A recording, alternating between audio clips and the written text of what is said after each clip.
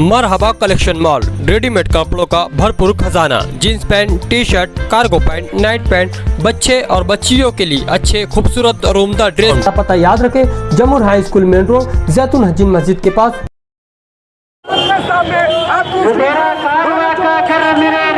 नहीं होता,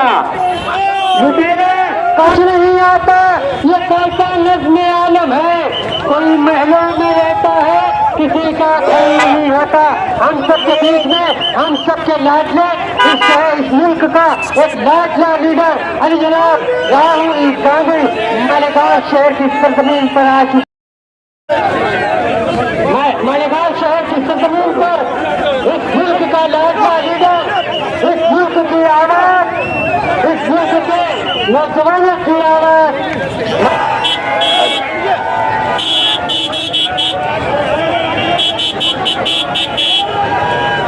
कुर्बानियां जो देके गए अपनी जान की, कुर्बानियां जो देके गए अपनी जान की, राहुल भी है निशानी उसी खानदान की। तुम इसके बाद कोई उजाला न पाओगे, आखिरी उम्मीद है हिंदुस्तान की। हम सरजमीन मालेगांव पर मुल्क के युवा नेता माइक बंद करो भाई, माइक बंद करो। हमारे बीच में राहुल जी, हम सब के दिल की धड़कन जिनका इंतजार कर रहे थे, वो राहुल जी पहुंच चुके हैं। जोड़ो